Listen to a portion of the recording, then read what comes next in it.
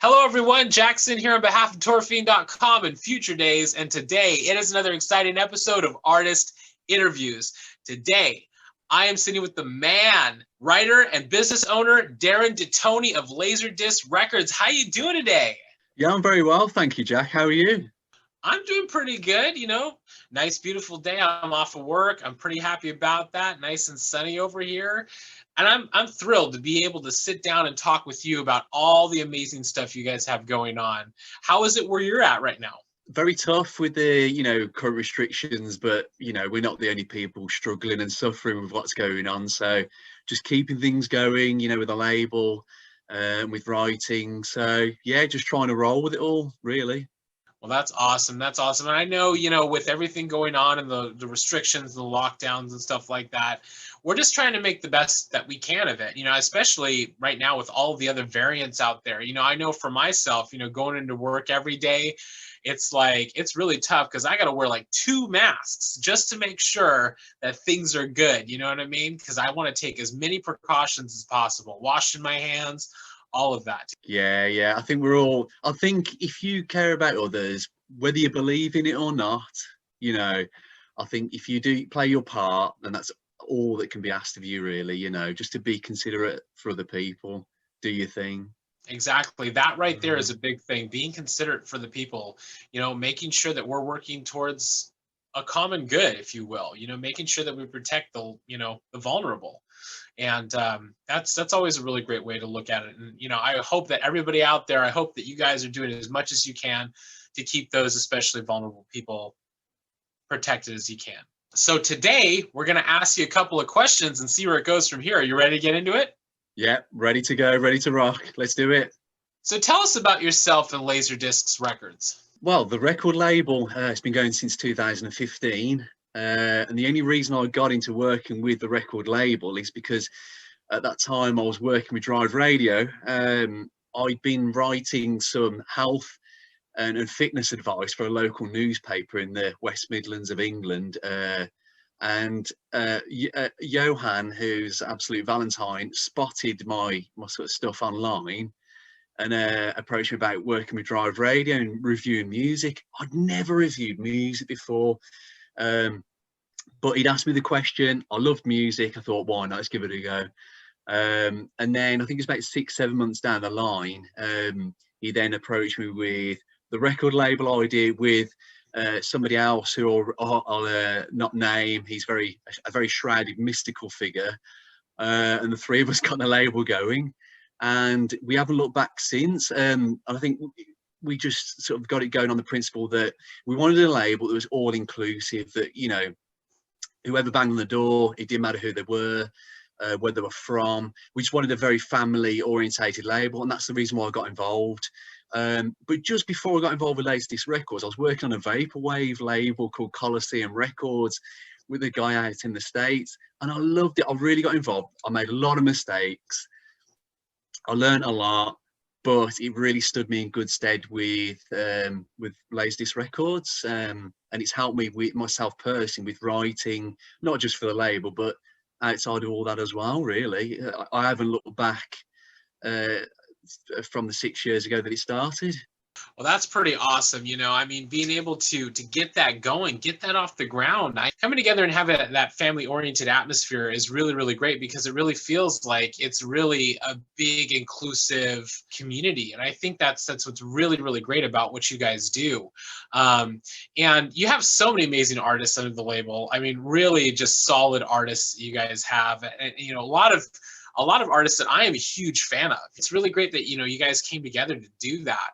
As far as, you're writing too, it's like you're writing for a fitness magazine, and then you start to get into reviewing stuff, like reviewing music and stuff like that. That's a big undertaking, because when you review music, it's like, I know sometimes it's like you might have this internal struggle, I'm sure, like, what do I want to say about this? I hope I don't offend the artist. I hope I don't offend the fans. It can be kind of like a sliding scale. Am I right? Definitely. Very, as you know, there's an emphasis in the world now not to offend people, and that's really happened over the last sort of year or so, more so lately. And even before then, it's a fine balance, isn't it? You've got to be impartial. You've got to give a correct and fair reflection of the music, but like you say, you really can't afford to offend the fans, because in a way they're fans of what you're doing as well and what you represent, i.e. the reviewing magazine or reviewing radio station. So yeah, you have to be very careful. Totally agree. Definitely right. Definitely right. I mean, the fans, I mean, they give the life to this amazing genre that we love, you know, whether it's synthwave, dark synth, outrun, retrowave, however you want to classify it in this amazing big umbrella of a genre. It's like the fans, they in turn share their love of the music that they in turn have heard from you guys, and that inspires other fans down the line to share their love, and so on and so forth. So it's a circle. It's just all encompassing, and I think that's what's really, really great. And believe me, those fans can be very vocal sometimes. They definitely can, but it's all for the love of the music, and I love that. Yeah, absolutely. Yeah, they can be. And I like to think that people still have a voice. If you offend people, hopefully not. But even if you do, that they still can say what's on their mind. I really appreciate that. And the thing is, you've got to think of it from their perspective. So if you cut the legs off and stop them saying what they want to say, then you'll lose that fanship. They'll go away. They'll go somewhere else. And the thing is, you can't just think about the record label or the radio station. You've got to think about the whole scene, like you say, encompassing. So you've got to think about the broad family, you know, those distant relatives, you know, in the different genres, outrun, cyberpunk, etc. So yeah, you've really got to think before you put things out there. Definitely. You're definitely right. And, you know, thank you for all the work that you guys are doing, because it's some really great stuff for sure. Yeah, thanks, man. I really appreciate that. We try and get as much enjoyment out of it as the fans do, and the people who follow the label and the radio station, you know. And again, putting yourself in the other people's shoes, you know, you've got to see and hear what other people see and hear. So you don't just put anything out there just to create a label and fill it with lots of artists, flood the market, try and get as much money as possible. No, you've got to think of it as get good quality in, people that are going to fit, and it reflects then. And the people that are outside the label, even outside the scene, or maybe just new to the scene, they've seen the film Drive and they're looking for this music, you know, like, wow, I love this music, it's mind-blowing, I love the retro 80s visuals. When they come into it, if they come to your door first, you want it, as soon as you open the door, for them to blow their mind, pull them in, and then let them explore. You're definitely right. You want to be able, you want to bring them in. You want them to go have that sense of awe, that shock and awe, you know, where they're kind of going, wow, this is where I want to be. This is the blanket I want to wrap myself up in and just explore this amazing universe. So, you know, you guys are a doorway. You guys really are a doorway into that world. What are 3 of your favorite moments from your creative career? Well, I'll start with the musical one, and that's with Lazerdiscs. Fortunately, back in 2018, I was able to set up an event myself, and that was set in Birmingham in England, just on a bit of a whim, just see what happened, and just try and pull some people in the local musical scene, because Birmingham's got a very big musical heritage with heavy metal, with, you know, Ozzy Osbourne, etc., Led Zeppelin. So we've got a really big heritage. So to try and introduce our musical world to people that are into metal, etc., with the dark synth vibe was something I really wanted to try. So I was very fortunate to do that, and to pull artists in like Nina, you know, Absolute Valentine, OSC was wonderful. And Sierra's first live performance was in Birmingham, so which was wonderful. So that was one. I think the second one was to perform some of my own work, a short story I was asked to do for a local murder mystery that's never been solved since the Second World War. I was asked to write a short story for that.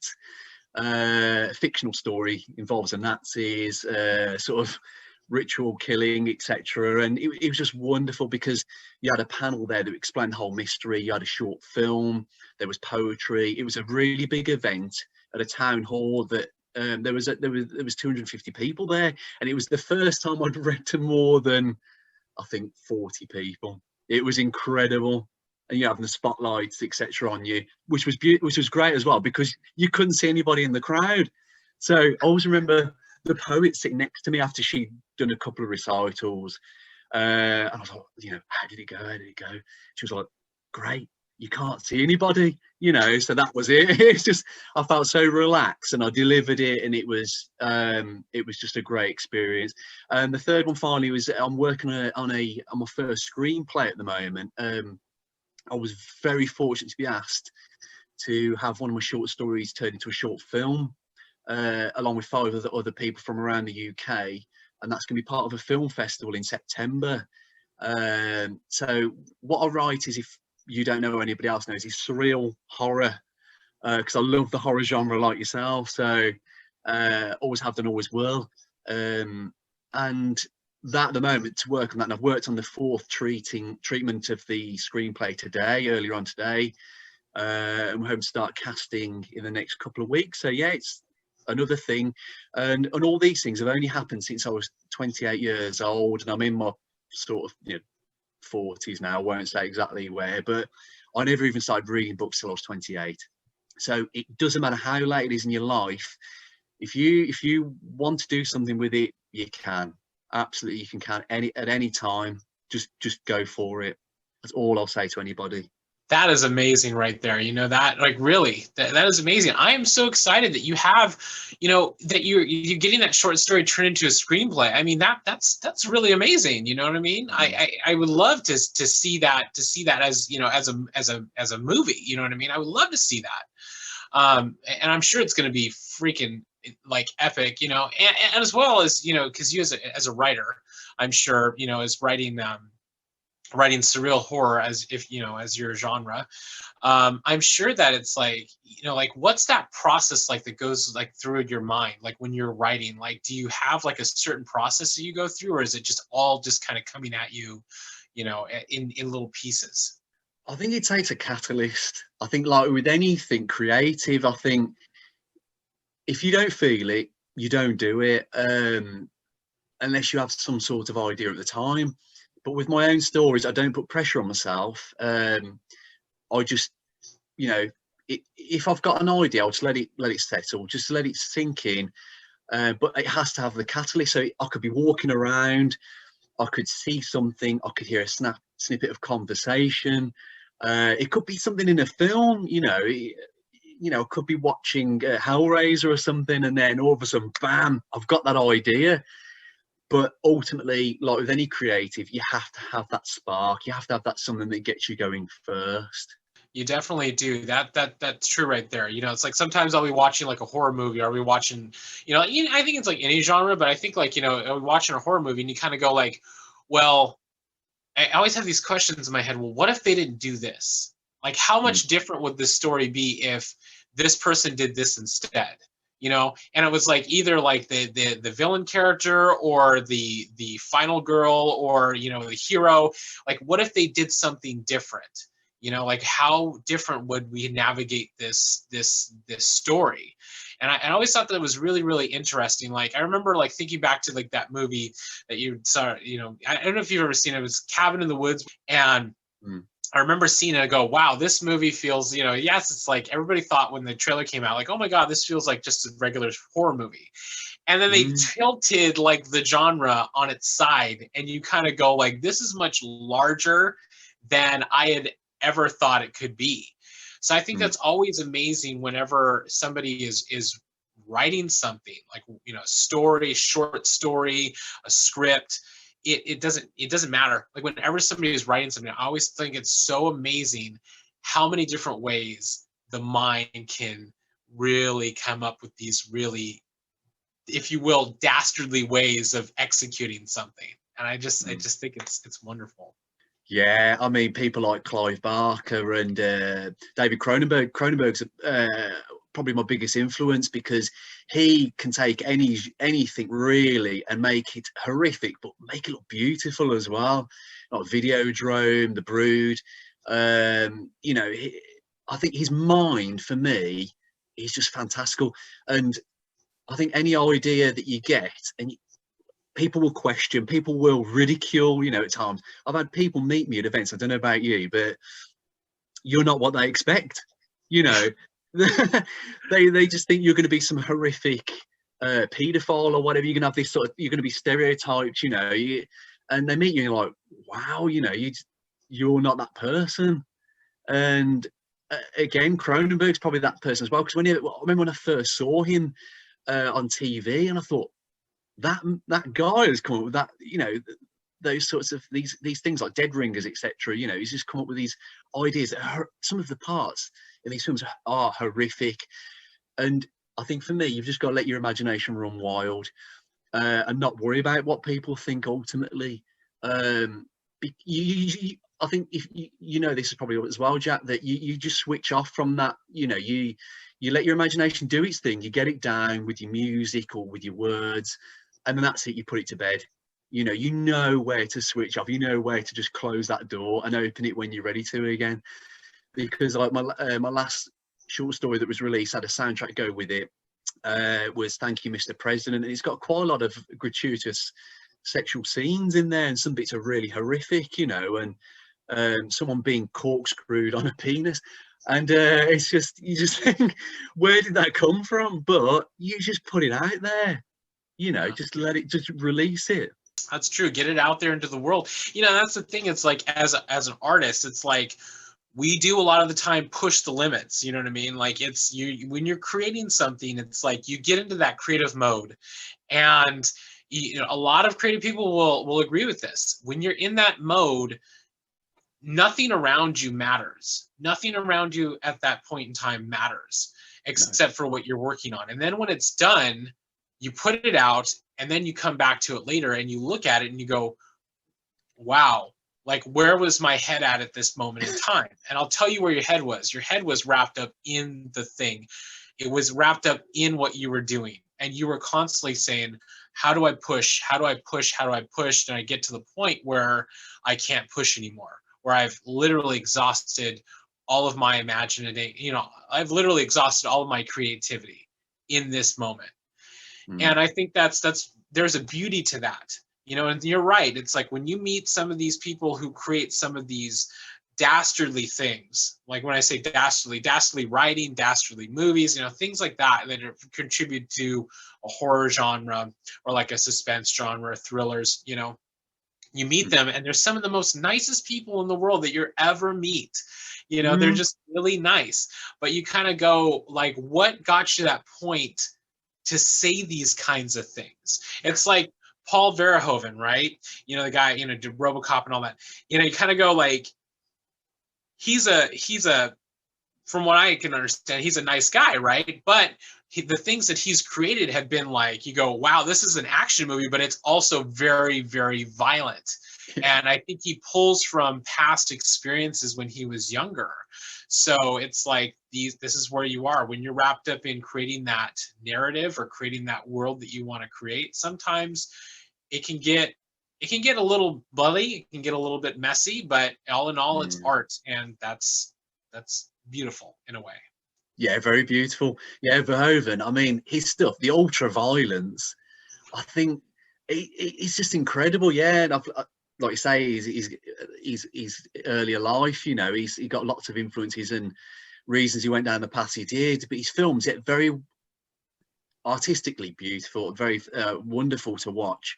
Like Argento, you know, they can put these horrific scenes in their films because they're done in an artful manner, and they're very well written as well. But you can go the opposite side, where Kurt Vonnegut, the author, horrific times during World War II, where he was a prisoner of war in Germany. It was in Dresden when it was firebombed, and his stories, when you read them, very slapstick, great humour, you know, from horrific experiences. So, but I think as long as these things are artistically done, then why not? How did your creative journey begin, and what has it been like? Very interesting. I think, as I mentioned earlier, I didn't even start reading books till I was 28, so I had a very, very poor and tough upbringing. I didn't really, my parents were never really there, even though they were. My dad's an alcoholic, so I've got my sort of earlier experiences, life of hardship, and you know, having no money, hardly any food, etc. So, and books were always ridiculed as, if you read, you were gay, you know.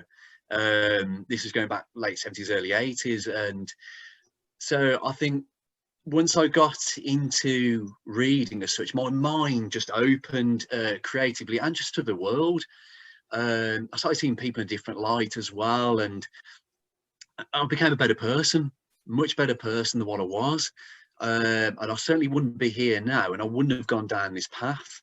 And that's what I mentioned earlier. It's never too late to change your ways or to try things, you know.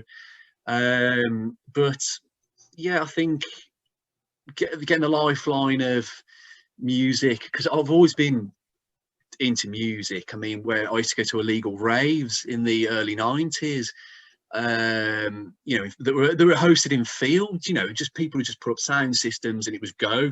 You know, we used to have to go to payphones and you know, try and get in touch with people and find out where they were, you know, and also wait for calls.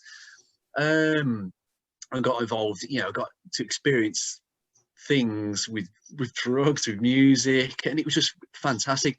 But music has always been there for me and with me, and I'm so pleased that I've got involved in a record label, and also within a scene that feels like that rave era, where it was all encompassing. You know, people, I used to go to these raves where one was in a disused cinema, which was fantastic, and it had UV paint down the walls. All you could buy was bottles of water, and that was it. And there was a DJ right at the very bottom of the stairs. It was brilliant. And we're in there for 7 hours. I've never been so sweaty in my life. But the people that were there in outdoor events, and like at synthwave events, and you've probably experienced this yourself with LA and New York, but people there, you get rastas, you'll get cyberpunks, you'll get people that are dressed in 80s gear, like David Hasselhoff. Very wide eclectic mix of people, and it was exactly the same back in the late 80s and early 90s. It was wonderful, and it's wonderful to experience it yet again. So I really hope that where this genre of music is going keeps going, and it just doesn't fizzle out and become a niche genre.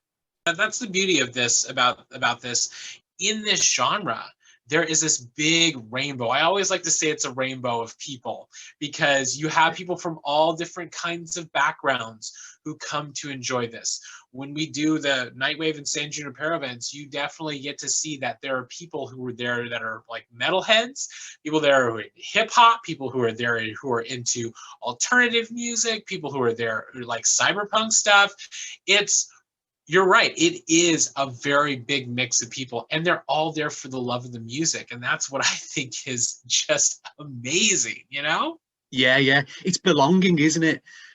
You know, I think you touched on it beautifully. The rainbow sort of effect, you know, all these different people belonging. I mean, you know, I've been to events where there have been metalheads there at events that are mixing with people in tropical shirts, you know, people you never see mingling in everyday life, but it's almost like they've been given this pass. They're allowed to get on with other people, and they relax into it. It's like when you get home and put your slippers on, they just relax into it, you know, and they enjoy the vibe. They really enjoy the vibe. I think what keeps bringing people back to synthwave and all its arms, you know, they just feel that belonging and that, you know, that warmth that the people that are already established and within it give. You don't have that at the doors. You know, people come in their first time, they're a bit edgy, a bit looking around, oh God, you know, am I going to fit in? There's none of that. People just walk in and they'll start talking to you at the bars, you know, or whatnot, or when you're dancing. It's just such a good vibe, and yeah, I love it. Exactly, because guess what? All of these people at some point in time, when they're there at the events, they all went down a rabbit hole somewhere. Their friend showed them something. They saw it on YouTube. Doesn't matter. They found it some way. And now that they're here, and that's what's important. It really is. What was the inspiration behind building Lazerdiscs Records, and what's next for you guys? It was just having a label that had an open door policy, you know, and that we can invite anybody and everybody in, and not just be pigeonholed as being a dark synth label or whatnot. We just wanted to sort of get the wheels in motion and have something that had longevity.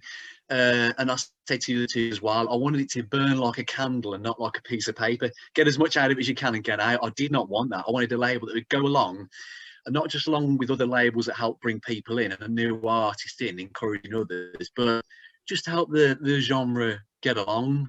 It definitely had to be a slow burn, and that's how we treated it. And we're learning as we go along. I want it to be a label that's very much like Mute Records, where they've gone on since the very early 80s and have kept going, but they're always adapting.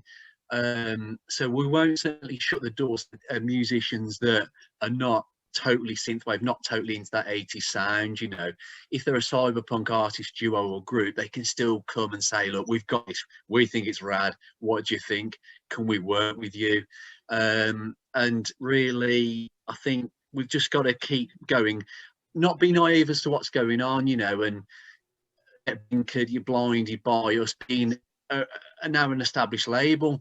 We're always learning, we're learning from other labels as well. You know, we don't want to be the best, we don't want to be the worst, we just want to be a label that, you know, people enjoy. You know, people enjoy the music, they enjoy the vibe, they enjoy the events. That's it. We don't want to be number one, we don't want to stand over everybody else. You know, we want to be there with all the other labels, we want to be there with everybody else, pulling the genre along.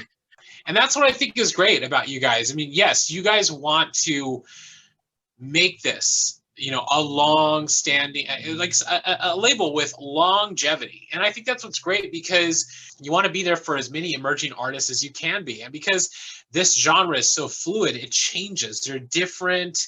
There's so many different inspirations that come in, you know, when artists create music. It's like, as we progress through the years, things are going to change. You know, things are going to be a little bit different, but they will, at its core, still have that spark, if you will, of that genre that we love. So I think that that's pretty awesome, because you guys are going to be there to help nurture these artists along the way in their journey. That's what's really important. And having that staple, that stability right there, that solid pillar in the middle is what it's all about, because you want to establish yourself as, you know, being there for the artist, being there for in a family atmosphere, like being there for them and showing that hey, you can be as creative as you want to be. You can push the limits, you can push the boundaries, and it's going to be okay, because we're going to be here for you guys. So I'm excited. I'm excited to see where Lazerdiscs Records is going. I'm excited to see what it's going to be like in 10 years from now, because from where it's at right now, it's pretty rad. It's pretty awesome. And I am a huge fan of what you guys do. Thanks, man. I really appreciate that. And whatever we can do to help, because synthwave is, I really don't want it to just stay, you know, as a niche thing. I want it to really progress. And if it takes time, it takes time. But I just, yeah, whatever we can do, like I say, be the pillar, be there to help encourage others and blood people, then we'll do what we can. Definitely right. And everybody out there, if you guys haven't checked out Lazerdiscs Records, go and check it out, because these guys do some really awesome stuff. What positive message would you give your fans out there? If you've got an itch, scratch it.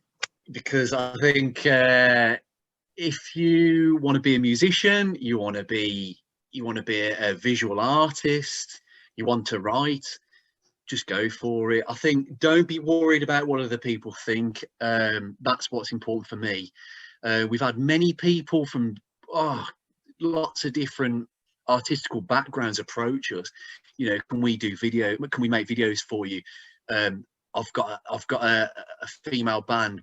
We want to send you a demo. We want to create artwork for, you know, for Absolute Valentine or for Power Nerd. What do you think? And you know, if we won't say, oh, you know, we've already got somebody doing that. We'll take the details, or we'll say, look, okay, we'll get you in touch with this person, or actually, you might not be able to work with Stills at the moment, or Billy May's band, but we've got a new release coming out by Castro. It's got a vibe that we think might be interesting to you. What do you think? You know, we certainly won't close the doors and to any fans out there. And also, I think another thing outside the label is try and work hard at helping the label move along if you can. Even if you can't contribute in any artistical way, it doesn't mean you're out of it. It just means that you can help spread the word. You know, you can help put your hand up, say, I can help at an event. You know, I don't want to get paid, I just want to help sell tickets or put posters up. There's so many different ways you can get involved. You know, I mean, even if it's wearing a t-shirt out and about, you know, and just having a chat with somebody as soon as they mention, oh yeah, you know, Power Glove, brilliant, you know, or Dance with the Dead, I love them. Just get a conversation going, you know, really try and have a positive glow, you know, when people online, out face to face, really, really big up the scene as much as you can. I mean, don't force it. You can't force anything. And then if you do force things too much, you can really put people off. But just, I think as long as you can contribute in any way, I'd say just go and do it. Don't be afraid to do it. Wise words, everybody, right here from Darren. You know, it's really true. It's like, if you want to contribute to this scene, contribute to this scene. You know, do it in any way that you can. If you want to start creating events, you want to start, you know, assisting the artists, like buying their music, or you're an artist yourself and you want to start putting it out because you want to contribute to the narrative, put it out. You know, it's never too late to start something. It's never past your time. You know, you don't have to listen to everybody's opinion. You know, go with what you want. Go with what's inside. Like, listen to your gut, and it will lead you to the right places. It really will. And when you're out and about, you know, and you love this genre and you see other people who are into this genre, you know, talk with them, share your experiences with them. You know, and you'll really find that a lot of these fans out there who are, you know, lovers of this genre are really, really great people, and they're all about it. And I think that's one of the greatest things that we can do as people, is just support each other in any way that we can, because when we do, we will go some really amazing places. So thank you so much, Darren, for taking the time to sit down and do this interview today. Thank you to everybody who tuned in to watch us have this conversation. If you like this video, be sure to like and subscribe to our Tour Fiend YouTube channel, as we have many more awesome artist interviews on the way, just like this one with Darren DeToni of Lazerdiscs Records. Thank you so much, and I look forward to seeing you again very, very soon. Thank you. Thank you. It was a real pleasure. Thank you so much. And everybody out there, if you haven't checked out Lazerdiscs Records, be sure to go check them out. Check out all the amazing artists on their roster and everything that they're doing, because these guys are going some amazing places. I'm Jak Syn, and I'll see you again next time.